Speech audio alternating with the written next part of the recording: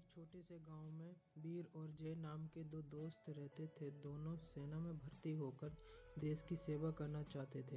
एक समय जब आया, दोनों ने अपने सपनों को पूरा किया और सेना में भर्ती हो गए। बहुत ही जल्द उन दोनों को देश की सेवा करने का भी मौका मिल गया। जल्दी ही युद्ध छिड़ गया और दोनों को राष्ट्र की सेवा के लिए युद्ध में भेज दिया गया। वहां जाकर दोनों ने बहादुरी से दुश्मनों का सामना किया।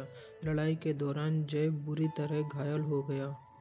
जब वीर ने अपने दोस्त जय के घायल होने के बारे में सुना तो वह खुद को नियंत्रण नहीं कर पाया और अपने घायल दोस्त को बचाने के लिए तेजी से भागा।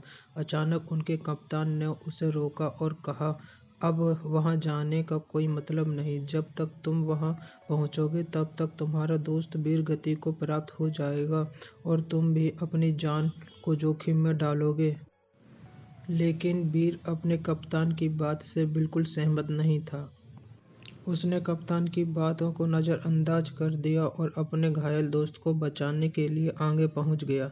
जब वीर वापस अपने शिविर में पहुंचा, उसके कंधे पर उसका मित्र जय था, लेकिन उसका दोस्त अब जीवित नहीं था। यह देखकर कप्तान ने कहा, मैंने तुम्हें कहा था कि वहां जाने का कोई फायदा नहीं। तुम अपने मित्र को सुरक्षित नहीं ला सकते, तुम्हें बेकार ही वहां गए। वीर ने उत्तर दिया, नहीं साहब, मैं उसे लेने के लिए वहां व्यर्थ नहीं गया। जब मैं उसके पास पहुंचा तो मुस्कुराकर और मेरी तरफ देखा। उसने कहा, मेरे दोस्त, मुझे विश्वास था कि तुम मेरे लिए जरूर आओगे। ये मेरे लिए उसके आखिरी शब्द थे। मैं उसे बचा तो नहीं सका, लेकिन उसे मुझे पर जो हमारी दोस्ती का जो विश्वास था, मैंने उस विश्वास को बचा लिया।